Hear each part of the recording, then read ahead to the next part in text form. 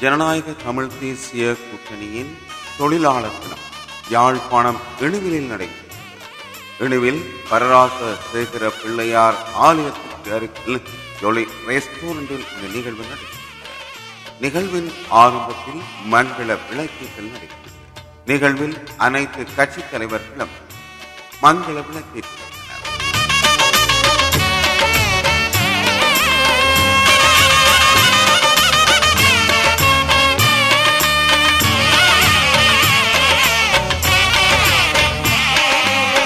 அதனைத் தொடர்ந்து மௌன பிரார்த்தனை இடம்பெற்றது.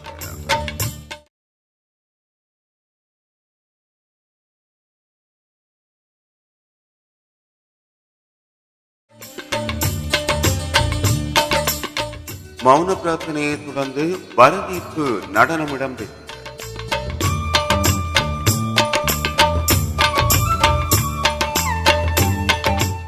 அடுத்து தமிழ்தாய் வாழ்த்து இசை.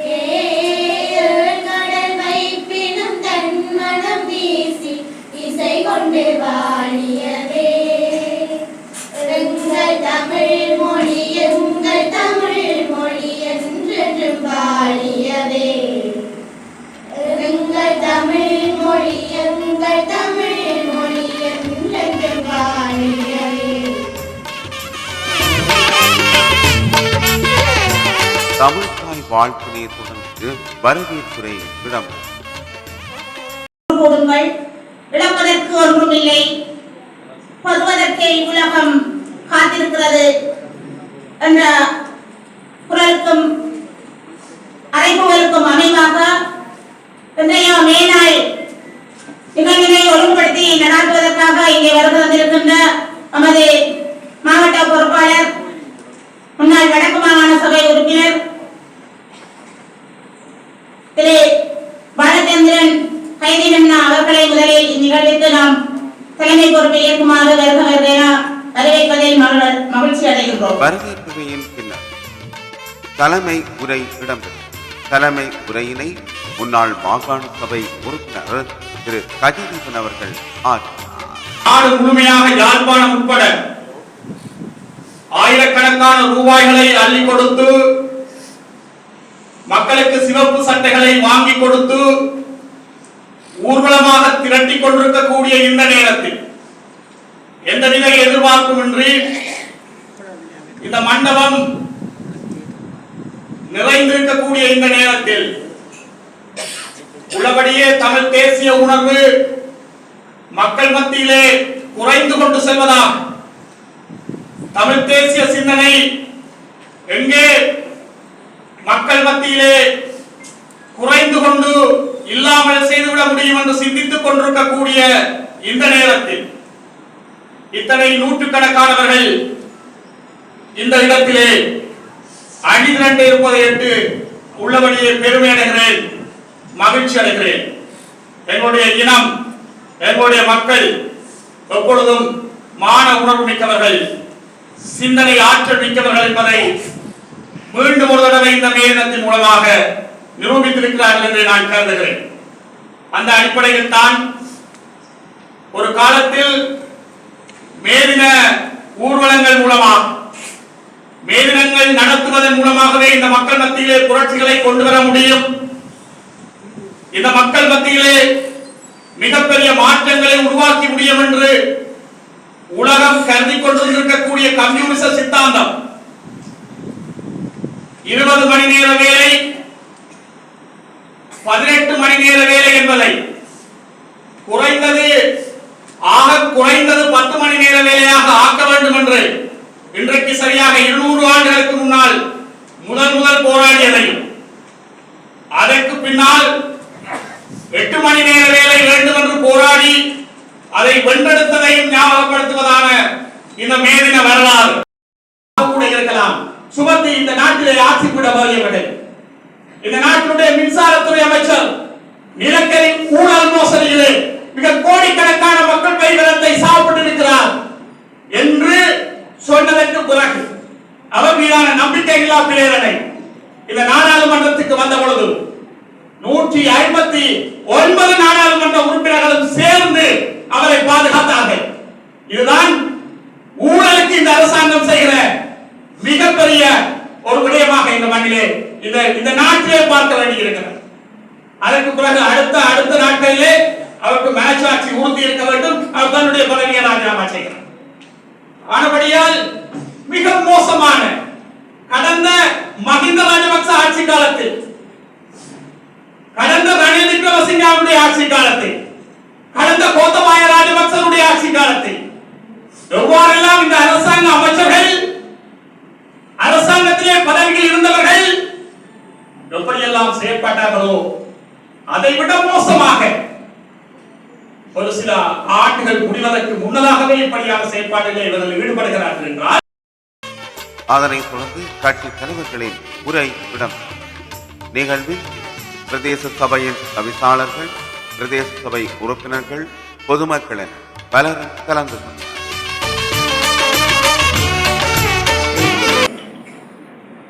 அதிலே ஒரு விடயம் என்னவென்றால், இந்த இனவாதம் மதவாதம், இனவாதம் பேசக்கூடாது என்றெல்லாம் சொன்னார். ஆனால் எங்களுடைய இனம் தன்னுடைய தேசிய இனமான நாங்கள் எங்களுடைய தேசத்திலே ஒரு சுதந்திரமான வாழ்க்கையை வாழ்வதற்கான ஒரு விருப்பத்தை இந்த அரசாங்கத்திற்கு கடந்த கால அரசுகளுக்கு சொன்னாலும் கூட ஜனநாயக ரீதியிலே சொன்னோம். அது அவர்களுக்கு வலிக்கவில்லை. ஆயுத போராட்டத்தின் ஊடாக சொன்னோம், வலித்தது. ஆனால் எல்லோரும் சேர்ந்து இந்த ஆயுத போராட்டத்தை முடக்கிய பின் மீண்டும் அவர்களுடைய சண்டித்தனம் இப்பொழுது மேலோங்கி இருக்கிறது என்பதை நான் குறிப்பிட விரும்புகிறேன். இனவாதம் பேசக்கூடாது என்று இந்த அரசு எங்களை பார்த்து சொல்ல முடியாது. ஏனென்றால் எங்களுடைய இனத்திற்காக எவ்வளவு விலையை நாங்கள் கொடுத்திருக்கிறோம். நாங்கள் நாடாளுமன்றத்திலும் வெளியிலும் சொல்லுகின்ற போது இனவாதம் கற்கிறார்கள் என்றுதான் இந்த அமைச்சர்களும் ஜனாதிபதி உட்பட இந்த அரசு ஆட்கள் சொல்லுவார்கள், இவர்கள் இனவாதத்தை தூண்டுகிறார்கள். ஆம், நாங்கள் எங்களுடைய இனத்தின் விடுதலைக்காக பல தியாகங்களை செய்திருக்கிறோம், பல விலைகளை கொடுத்திருக்கிறோம். அதற்கான தீர்வை பெறும் வரைக்கும் நாங்கள் எங்களுடைய இனம் சார்ந்த விடயங்களை நாங்கள் பேசத்தானே வேண்டும். பேசுவதற்கான எந்த தடையும் எந்த அருகதையும் இந்த அரசாங்கத்தால், வருகிற அரசாங்கத்தால் கொடுக்க முடியாது என்பதை நாங்கள் இந்த சந்தர்ப்பத்திலே நாங்கள் சொல்லிக்கொள்ள விரும்புகிறோம். ஆகவே எனது அருமை மக்களே, இந்த நாட்டிலே புதிய பாலும் தேனும் ஓடும் என்று சொல்லி ஆட்சிக்கு வந்தவர்கள் எங்களுடைய வடக்கு கிழக்கிலே இன்றைக்கு துப்பாக்கி சத்தம் இல்லையே ஒழிய ஒரு போராட்டத்தின் ஒரு போருக்குள்ளே தான் எங்களுடைய இனம் இன்றைக்கு வாழ்ந்து கொண்டிருக்கிறது. அவர்கள் நினைக்கின்ற போது நிலத்தை பறிக்கிறார்கள், அவர்கள் நினைக்கின்ற போது புத்த கோயில்களை கட்டுகிறார்கள், அவர்கள் நினைக்கின்ற போது கைது செய்வார்கள், அவர்கள் நினைக்கின்ற போது எந்த விடயத்தையும் தமிழினத்துக்கு எதிராக செய்வதற்கான அந்த அந்தஸ்தை அதிகாரத்தை கொண்டிருக்கிறார்கள். அதனால் அவர்கள் சொல்லுவார்கள், நீங்கள் இனவாதத்தை பேசக்கூடாது. அஜிதீபன் அவர்கள் அழகாக சொன்னார்கள், ஊழலை ஒழிப்போம் என்று வந்தவர்கள் நாங்களும் நம்பினோம், எங்களுடைய மக்களும் நம்பினார்கள். ஏனென்றால் இவர்கள் அடிப்படையாக வந்தவர்கள் ஊழலை நிச்சயமாக ஒழிப்பார்கள். கைதுகள் நடைபெற்றது. ஆனால் பொருத்தமான பெரியவர்களை கைது செய்ய இயலாமையா அல்லது காலம் தாழ்த்தலா தெரியவில்லை. நீதிமன்றம் சொல்லி இருக்கிறது, பொருளாதார ரீதியாக இந்த நாட்டை மிக ஆதார பாதாளத்தில் கொண்டு வந்தவர்கள் 4 பேர். முதலாவது மஹிந்த ராஜபக்ச, பசில் ராஜபக்ச, கோட்டபாய ராஜபக்ச, அதுவும் ஒரு ராஜபக்ச. நீதிமன்றமே தீர்ப்பு சொல்லி இருக்கிறது, இவர்களால் தான் இந்த பொருளாதார வீழ்ச்சி இலங்கையை பாதித்திருக்கிறது. ஆனால் ஊழலை ஒழிப்போம் கொண்டு வந்தவர்கள் சாதாரணமாக இருப்பவர்களை சின்ன சின்ன விஷயங்களிலே கைது செய்து கொண்டு இந்த மஹிந்த குடும்பத்தையே அப்படி விட்டிருக்கிறார். குடிக்கிறார்கள், வெயிலுக்கு துணை கிடைக்கிறது, திருப்பி வழக்குகள் நடைபெறும். இதுதான் இந்த அரசாங்கத்தினுடைய ஒரு யுக்தியாக இருக்கு. நாங்கள் ஊழலை குடிக்கின்றோம். ஆனால் இன்றைக்கு நிலக்கரி ஊழல், திரைசரியிலே காணாமல் போயிருக்கிறது பல லட்சம் டாலர்ஸ்கள். அதைவிட தபால் தந்தர்களே ஒரு நாட்டுக்கு அனுப்புகின்ற அந்த அந்நிய செலவாணியாக இருக்கின்ற அந்த டாலர்ஸ் காணாமல் போயிருக்கிறது சொல்லுகிறார். இந்த அரசு ஊழலை ஒழிப்போம் என்று சொல்லுகிறார். ஆனால் எங்களை பொறுத்தவரையிலே இந்த அரசு, அது எந்த அரசு வந்தால் இந்த புதைபொருள் திணைக்களம் அல்லது வைல்ட் லைஃப் அல்லது ஃபாரஸ்ட் போன்ற திணைக்களங்கள் ஒரு தனி அரசாங்கமாக செயல்படுகிறார். அவர்கள் ஜனாதிபதி சொல்லுகின்ற செயல்பாட்டை கூட செய்வார்களோ தெரியவில்லை, ஜனாதிபதி வெளிப்படையாக சொல்லிட்டு இதை செய்ய வேண்டாம் என்று சொல்லுகிறாரோ தெரியவில்லை. ஆனால் அந்த அந்த அந்த ஆளுமையோடு நடக்கின்ற பிரதேச அபிவிருத்தி குழு கூட்டங்களிலே எப்பொழுது பார்த்தாலும் நிலம் அபகரிக்கப்பட்டிருக்கிறது, விடுதலை என்று பார்க்கின்ற போது அது புறசுக்குள் வருகிறது. நான் போன அன்னார் பிரதேச மாவட்ட அபிவிருத்தி குழு கூட்டத்திலே கேட்டேன், எங்களுடைய அரசாங்க அதிபரை பார்த்து கேட்டேன். ஏனென்றால் அது முடிவில்லாத ஒரு விடயமாக அதை கொடுத்து கட்டி கழிக்கப்படுகிறது. அவர் அப்பொழுது இந்த நிலத்துக்கு சொந்தமாக முல்லைத்தீவிலே அடிஷனல் ஜியாக இருந்தார். அப்ப நான் அவர்கிட்ட கேட்டேன், உங்களுடைய அந்த வரலாற்று நீங்கள் இருந்த காலகட்டத்திலே இந்த இந்த திணைக்களங்கள் கொண்டிருக்கின்ற அபகரித்த இந்த நிலங்கள் விடுபட்டு இருக்கிறதா? அவர் இல்லை என்று சொன்னார். உடனே நாங்கள் இந்த திணைக்களங்களுடைய ஆணைகளை விடுபட வேண்டும் என்று நாங்கள் கேட்க வேண்டும். ஆகவே இந்த அபிவிருத்தி கூட்டங்கள் எல்லாம் போய் இதை நடத்துவது என்பது மக்களை ஏமாற்றுகின்ற ஒரு செயற்பாடாகத்தான் இருக்கும் என்று நாம் எடுத்துக் கூறுகிறோம். ஆகவே இந்த பேச்சு வெறும் கவர்ச்சியான பேச்சிலே தான் இந்த அரசு காலத்தை போக்கிக் கொண்டிருக்கிறது. எளிய மக்களே, நாங்கள் ஒரு திடமான எங்களுடைய இன ரீதியான எங்களுடைய செயற்பாடுகளை நாங்கள் தொடர்ந்து செய்ய வேண்டும். அதற்கு நாங்களும் பொறுப்பாளராக இருக்க வேண்டும். எங்களிடம் ஒற்றுமை இல்லை என்றால் நீங்கள் நிச்சயமாக கோபப்படுவீர்கள். அந்த கோபத்தின் அர்த்தம்தான் இன்றைக்கு நாடாளுமன்றத்திலே பல பேர் எம்பிபி கட்சியிலே எங்களுடைய மக்கள் வாக்களித்து சென்றிருக்கிறார். இன்றைக்கு நாங்கள் அதை உணர வேண்டும், எங்களுடைய கட்சிகளும் அதை உணர வேண்டும். அது தமிழக கட்சியாக இருந்தாலும் கைதொன்பார் பொன்னம்பலம் தலைமை தாங்குகின்ற கட்சியாக இருந்தாலும் எந்த கட்சியும், ஆனால் ஜனநாயக தமிழ் தேசிய கூட்டமைப்பு இன்றைக்கும் அந்த ஒற்றுமையை எப்படி இருக்கின்றவர்கள் வலியுறுத்தினார்களோ அதை பின்தொடர்ந்துகின்ற எல்லாரும் சமமான அந்தஸ்துள்ள ஒரு கட்சியாக இந்த கட்சி மாற்றப்பட்டு இன்றைக்கு செயல்படுகிறது. நாங்கள் எல்லோரும் சேர்ந்து வாழ வேண்டும், ஒற்றுமையாக எங்களுடைய இனத்தின் செயல்பாடுகளை கொண்டு செல்ல வேண்டும் என்று நாங்கள் கருதுகிறோம், விரும்புகிறோம். அதற்காக சில விட்டுக் கொடுப்புகளையும் செய்வதற்கு தயாராக இருக்கிறோம். இனி வருகின்ற எந்த தேர்தலாக இருந்தால் நாங்கள் ஒற்றுமையாக இல்லை என்று சொன்னால் நாங்கள் எங்களுடைய இடத்திற்பால் அக்கறை அற்றவர்கள் என்பது பறைசாற்றப்படும்.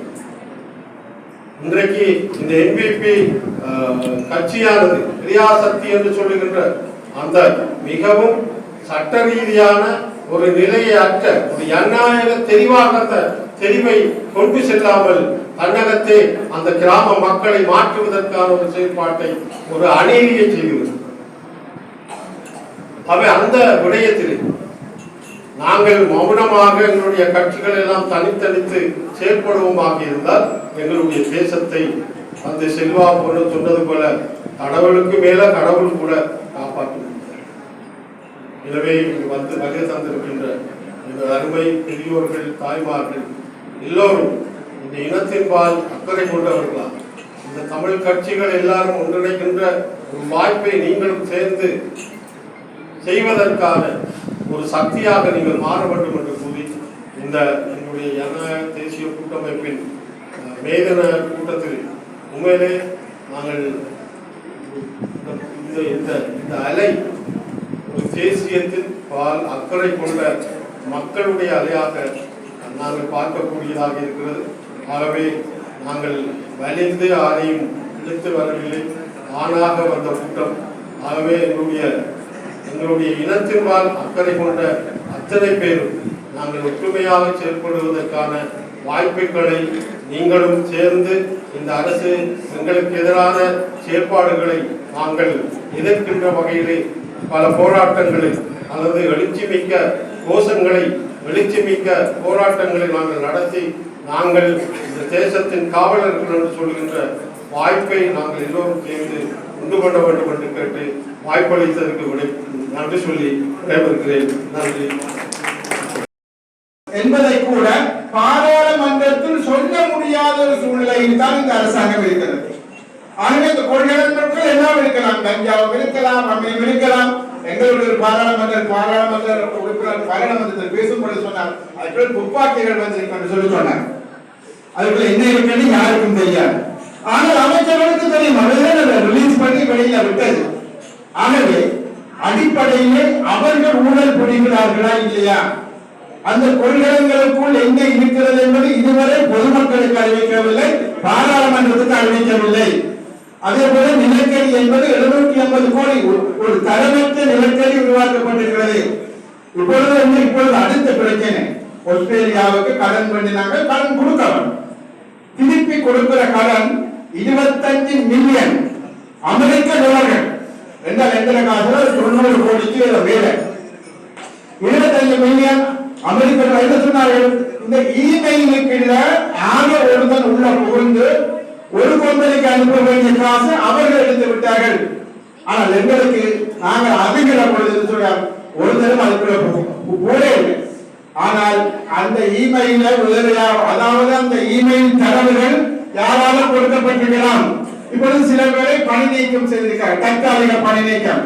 அதில் ஒருவர் நேற்று தற்கொலை செய்து கொண்டார், அல்லது அவர் நேற்று செத்திருக்கிறார். அது தற்கொலையா கொலையா ஒருவருக்கும் தெரியாது.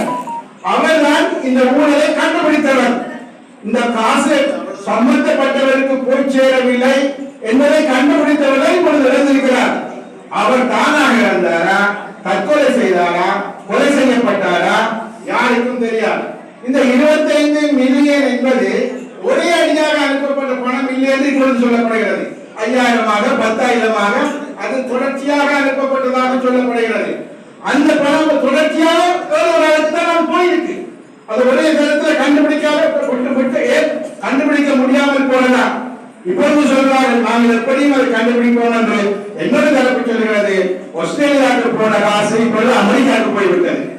ஆகவே இந்த காசு இவர்கள் 25 மில்லியன் திரும்ப வரப்போவது கிடையாது என்பதுதான் இருக்கக்கூடிய நிலவரமாக இருக்கிறது. இன்னொரு புறம் இந்த ஸ்ரீலங்கன் போஸ்டல் டிபார்ட்மெண்ட், இலங்கையுடைய தபால் பகுதி, அவர்கள் கொடுக்க வேண்டிய பணம் அமெரிக்காவிற்கு ஒரு 6 லட்சம் டாலர், அமெரிக்க டாலர், அதுவும் அனுப்பியாச்சு. அது எங்க பணம் என்று சொல்லி தெரியாது. எப்படி இவர்கள் அனுப்புற காசு மாத்திரம் ஒன்று அமெரிக்காவுக்கு அனுப்புற காசும் போச்சே இல்லை, ஆஸ்திரேலியாவுக்கு அனுப்புற காசும் போச்சே இல்லை. இதெல்லாம் ஊழலா அல்லது இதெல்லாம் இவருக்கு தெரியாமல் நடக்குதா? தெரியாமல் நடந்தால் அதிகாரத்தில் இருப்பதற்கு தகுதி இல்லை, தெரிஞ்சு நடந்தால் ஊழல் நடக்கிறது என்பதுதான் அர்த்தம். ஆகவே இவ்வாறானவர்கள் அரசில் இருக்கிற பொழுது எவ்வாறு உண்மையாகவே தொழிலாளர்களுடைய, விவசாயிகளுடைய, பொதுமக்களுடைய பிரச்சனைகளை இவர்கள் தீர்ப்பார்கள் என்பதுதான் பெரிய கேள்விக்குரிய விஷயம். ஆகவே இவர்கள் வந்து 1.5 வருஷம் முடிந்த நிலையில் ஒரு கம்யூனிஸ்டுகளாக, சோசலிஸ்டுகளாக பிரச்சனைகளை தீர்ப்போம் என்று வந்தவர்கள் தமிழ் மக்களுடைய பிரச்சனைகளை கிழமை குறித்த அமைச்சர்கள் யாழ்ப்பாணம் வெளியினார். நான் வந்து இங்க தொடர்ந்து இருக்கிற சந்திரசேகருக்கு அப்பால் விமல் ரத்நாயக்க கிளம்பி பெருக்கா வருகிறார். அவரும் இங்கதான் வருகிறார். வர்ற பொழுதெல்லாம் காணியை விடுவோம், பொன்னியை விடுவோம், பிரச்சனையை தீர்ப்போம், தையிட்டு பிரச்சனை தீர்ப்போம் கணக்கு சொல்லப்படுகிறது. ஆனால் எந்த பிரச்சனையாவது யாழ்ப்பாணத்திலோ வடக்கு மாகாணத்திலோ தீர்க்கப்பட்டிருக்கிறதா? மன்னாரிலோ, முல்லைத்தீவிலோ, கிளிநொச்சியிலோ, யாழ்ப்பாணத்திலோ, வவுனியாவிலோ எந்த பிரச்சனைகளாவது தீர்க்கப்பட்டிருக்கிறதா என்றால் ஒரு பிரச்சனையும் தீர்க்கப்படவில்லை என்பதுதான் உண்மை. இந்த 1.5 வருஷ காலத்தில் ஒரு 2 வீதியை திறந்தது என்பதை தவிர இவர்களால் பெரிசாக எதனையும் செய்ய முடியவில்லை. இவர்கள் எந்த நேரம் கேட்டாலும் கூட யாழ்ப்பாணம் வந்து அரைக்காட்டை போட்டு வீதியில் நடந்து யாழ்ப்பாணத்தில் அமைதி இருக்கிறது என்பதை காட்டுவதற்கு ஜனாதிபதி இருக்கிறார். ஆனால் அவர் அரைக்காட்டுடன் வீதியில வந்து அவரால் ஹம்பாந்தோட்டலையோ அல்லது கொழும்பிலோ நடக்க முடியுமோ எனக்கு தெரியாது. ஆனா யாழ்ப்பாணத்தில் வந்து அவ்வளவு தூரம் அமைதி உள்ள பிரதேசம். ஆனால் அதே சமயம் பார்த்தால் அவர்கள் செய்யக்கூடிய அத்தனை விடயங்களும் தமிழ் மக்களுக்கு விரோதமான விடயங்களாகத்தான் இருந்து கொண்டிருக்கிறது. ஏற்கனவே சொன்னார்கள் பயங்கரவாத தடை சட்டம், அதை இன்னுமே நீக்க உள்ள பாராளுமன்றத்தில் திரு சித்தார்த்தன் அவர்கள் இருந்தால், நான் இருந்தேன், செல்வம் இருந்தால், பல பேர் அவர்கள் பாராளுமன்றத்தில் பேசுகிற ஒவ்வொரு நேரத்திலும் நாங்கள் வந்தால் அடுத்த நிமிஷம் இந்த பயங்கரவாத தடை சட்டம் அகற்றப்படும் என்றார்கள். ஆனால் பயங்கரவாத தடை சட்டத்திலும் கூட மோசமான ஒரு சட்டத்தை எப்படி கொண்டு வருவது பற்றித்தான் இப்பொழுது பிரச்சனையாக இருந்து கொண்டு பேசிக் கொண்டிருக்கிறார்கள்.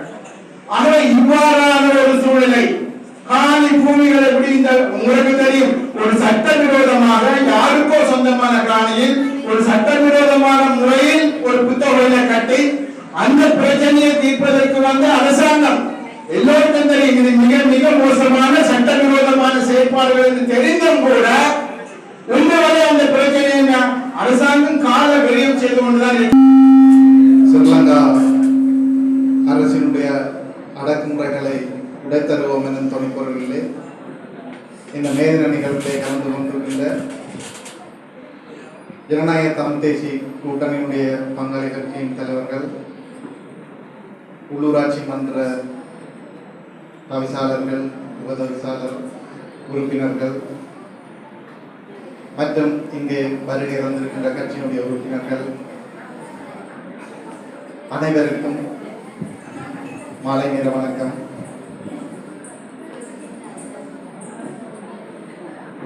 இந்த தொழிலாளர் தினம் என்பது மே 1 உழைப்பாளர்களுடைய உரிமைகளையும் அவர்களுடைய திறமைகளையும் வெளிப்படுத்துகின்ற இந்த நாளிலே இந்த தொழிலாளர்களுடைய உரிமைகளை வென்றெடுப்பதற்காக பல தியாகங்கள் நடந்திருக்கின்றது. அந்த தியாகங்களின் ஊடாகத்தான் இந்த தொழிலாளர்களுடைய அந்த 8 மணித்தியால வேலை என்பது சாத்தியமான ஒரு விடயமாக மாறி இன்று நாங்கள் இந்த மேனாள் நிகழ்வை தொழிலாளர் தினமாக 1ஆம் தேதி கொண்டாடி கொண்டிருக்கிறோம். 1886ஆம் ஆண்டு அமெரிக்காவிலே சிகாகோ நகரிலே 3 லட்சத்துக்கும் மேற்பட்ட தொழிலாளர்கள் தங்களுடைய வேலைகளை நிறுத்தி அன்றைய காலத்திலே 12 மணி தொடக்கம் 18 மணித்தியாலங்கள் ஒரு தொழிலாளர்கள் வேலை செய்கின்ற சூழல் இருந்த பொழுது அதற்கு எதிராக 8 மணித்தியால வேலை, 8 மணித்தியால ஓய்வு, 8 மணித்தியால நித்திரை என்கின்ற அடிப்படையிலே தொழிலாளர்கள் மிக பெரும் ஒரு புரட்சியை ஏற்படுத்தி அன்றைய காலகட்டத்திலே பல நாட்களாக அந்த போராட்டம் நடந்து அந்த போராட்டத்திலே கலவரங்கள் வெடித்து பல உயிர்கள் தியாகம் செய்யப்பட்டுதான் இந்த 8 மணித்தியாக தொழிலாளர்களுக்கான வேலை என்பது 1849ஆம் ஆண்டு சாத்தியமாக இன்று வரை இந்த மேனாள் நிகழ்வு கொண்டாடப்பட்டு வருகிறது. அதே போலத்தான் இன்றும் இந்த தொழிலாளர்களுடைய பிரச்சனை என்பது இன்றும் தொடரப்பட்டு கொண்டுதான் இருக்கின்றது. இலங்கையிலே 1927ஆம் ஆண்டு தான் இந்த தொழிலாளர் தினம் முதலாக கொண்டாடப்பட்டது. ஆனால் அன்றைய காலகட்டத்திலிருந்து இன்று வரை மலையக மக்களாக இருக்கலாம், விவசாயிகளாக இருக்கலாம், கடற்தொழிலாளர்களாக இருக்கலாம், அல்லது பல்வேறு துறைகளில் வேலை செய்கின்ற தொழிலாளர்களாக இருக்கலாம், அவர்களுடைய பிரச்சனைகள் இன்றும் சம்பள பிரச்சனையாக இருக்கலாம் அல்லது நேர பிரச்சனையாக இருக்கலாம். பல்வேறுபட்ட ஒரு நிலைக்குள்ளே தான் தொழிலாளர்கள் இன்றும் இருக்கின்றார்கள். அதனால் தான் பல தொழிற்சங்கங்கள் கூட இங்கு உருவாக்கப்பட்டது. ஆகவே எங்களுடைய நாட்டை பொறுத்தவரையிலே இன்று எங்களுடைய கடற்தொழிலாளர்கள் எதிர்நோக்குகின்ற பிரச்சனை என்பது, அந்த தொழிலாளர்கள் எதிர்நோக்குகின்ற பிரச்சனை என்பது மிக முக்கியமானது. ஏனென்றால் நீங்கள் பத்திரிகைகளை பார்த்துக் கொண்டிருக்கிறீர்கள், ஊடகங்களிலே. எங்களுடைய கடற்தொழிலாளர்கள் இந்த இந்திய இழுவை படகினூடாக பல்வேறுபட்ட நெருக்கடிகளுக்குள்ளே முகம் கொடுத்துக் கொண்டிருக்கிறார்கள். அதாவது நாளுக்கு நாள் எங்களுடைய மீனவர்களுடைய சொத்துக்கள் கடலிலே அழிக்கப்பட்டுக் கொண்டிருக்கின்றது. இந்த விடயம் என்பது இது 1-2 நாட்கள் நடைபெற்ற விடயம் இல்லை. இது பல ஆண்டுகளாக நடைபெற்றுக் கொண்டிருக்கின்ற ஒரு விடயம். இந்த விடயம் தொடர்பாக பல்வேறுபட்ட ஆர்ப்பாட்டங்கள், பல்வேறுபட்ட அறிக்கைகள், பல்வேறுபட்ட அரசியல் தலைவர்களுடைய அழுத்தங்கள் இருந்தும் இன்றும் அந்த கடற்தொழிலாளிகளது அந்த நிலைமை என்பது இன்னும் மாறவே இல்லை. அது இன்னும் மேலும் மோசமடைந்து கொண்டுதான் செல்கின்றது. இந்த இந்திய இழுவை மீன்பிடி படகுகளால் எங்களுடைய மீனவர்களுக்கு ஏற்படுகின்ற நிலைமையை கட்டுப்படுத்துவதற்கு நிச்சயமாக எங்களால் முடியாது. அது 2 நாட்டு அரசாங்கங்களுக்குள் இருக்கின்ற பிரச்சனை. அந்த 2 நாட்டு அரசாங்கங்களும் தான் சட்டத்தை கையிலே வைத்திருக்கின்றார்கள். அந்த சட்டத்தினூடாகத்தான் இந்த நிலைமைகளை கட்டுப்படுத்த முடியும். 2009ஆம் ஆண்டுக்கு முன்னால் ஒரு நிழல் அரசாங்கம் இங்கே இருந்தது, விடுதலை புலிகள் உண்டு. அந்த காலப்பகுதியிலே இப்படிப்பட்ட பிரச்சனைகள் இருந்திருக்கவில்லை. ஏனென்றால் சட்டம் அவர்களது கையிலே இருந்தது. இந்த வடகிழக்கு பொறுத்தவரையிலே. ஆனால் இன்று அப்படியான ஒரு சூழல் இல்லை. நாங்கள் எல்லோரும் இலங்கை நாட்டினுடைய ஒரு சட்டத்திற்கு கீழே வாழ்ந்து கொண்டிருக்கின்றோம். ஆனால் அந்த கடல் தொழிலாளர்கள் அந்த எதிர்நோக்குகின்ற பிரச்சனையை சட்டத்தினூடாக கூட தீர்க்கப்பட முடியாத ஒரு சூழல் இன்று காணப்படுகின்றது. இன்று இந்திய மீனவர்களையும் எங்களுடைய தமிழ் மீனவர்களையும் மோதவிடுகின்ற சூழல், அதனால் அரசியல் செய்கின்ற சூழலே இன்று காணப்படுகின்றது. ஆகவே இந்த நிலை, இந்த தொழிலாளர்கள் கடற்தொழிலாளர்களுடைய நிலை மாற்றமடைய வேண்டும். அவர்களுக்கான ஒரு நிரந்தரமான ஒரு தீர்வு முறை வேண்டும் என இந்த மேனாள் நிகழ்விலே நான் வலியுறுத்தி கூற விரும்புகின்றேன். அதே போன்று எங்களுடைய மக்களுடைய இந்த இனப்பிரச்சனை என்பது கூட இன்று வரை தீர்க்கப்பட்டிருந்தால் தமிழர்களுக்கான ஒரு அதிகாரம் இருந்திருக்கு. அந்த அதிகாரத்தினூடாக நாங்கள் பல்வேறுபட்ட பிரச்சனைகளை நாங்கள் தீர்வு காண முடியும். ஆனால் இன்று எங்களுக்கு இருக்கின்ற அரசியலமைப்பில் இருக்கின்ற இந்த மாகாண சபை முறையை கூட இந்த அரசாங்கம் நடத்துவதற்கு தயார் நிலையில் இல்லாத சூழலில் இருக்கின்றது. ஒரு குறைந்தபட்ச அதிகாரத்தை கூட பெற முடியாத சூழலில் தான் இந்த அரசாங்கம் இருக்கின்றது. ஊழலை ஒழிப்போம் என்று கூறிக்கொண்டு வந்த அரசாங்கம் இன்று தொடர்ச்சியாக பல்வேறுபட்ட ஊழல்களை செய்து கொண்டு மக்களுக்கு மேலும் மேலும் வரிச்சுமையை சுமத்தி கொண்டுதான் இந்த அரசாங்கம் இருக்கின்றது. ஆகவே நாங்கள் ஒன்றுபட்டு நிற்பதனூடாகத்தான் நாங்கள் எங்களுடைய உரிமைகளை வென்றெடுக்க முடியும் என்று கடந்த காலத்திலே பாராளுமன்றத்திலே மிக பெரும் பலத்தோடு இருந்த எங்களுடைய தமிழ் தேசிய கூட்டமைப்பு அல்லது தமிழ் தேசிய பாராளுமன்ற உறுப்பினர்கள் என்று மிகவும் பலவீனமடைந்து 10 ஆசனங்களுக்குள் வந்துவிட்டார்கள். ஆகவே அங்கு குரல் கொடுப்பதற்கு கூட நாங்கள் திராணியற்றவர்களாக எங்களுடைய சமூகம் அரசியல் ரீதியாக பலவீனமடைந்திருக்கின்றது.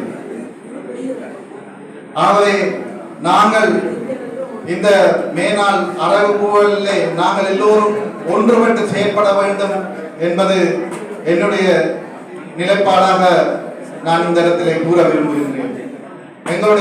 எங்களுடைய மக்கள் ஒற்றுமையாக செயற்பட வேண்டும். தமிழ் தேசியத்திற்காக நாங்கள் எவ்வளவு உயிர் தியாகங்களை செய்திருக்கின்றோம், எவ்வளவோ அர்ப்பணிப்புகளை செய்திருக்கின்றோம், எவ்வளவோ சொத்துக்களை இழந்திருக்கின்றோம். ஆனால் இன்னும் நாங்கள் அந்த விடுதலை கனி என்பதை நாங்கள் இன்னும் அடைய முடியவில்லை.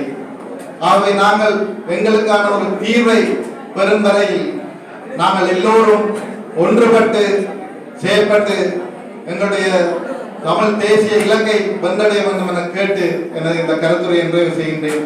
நன்றி, வணக்கம்.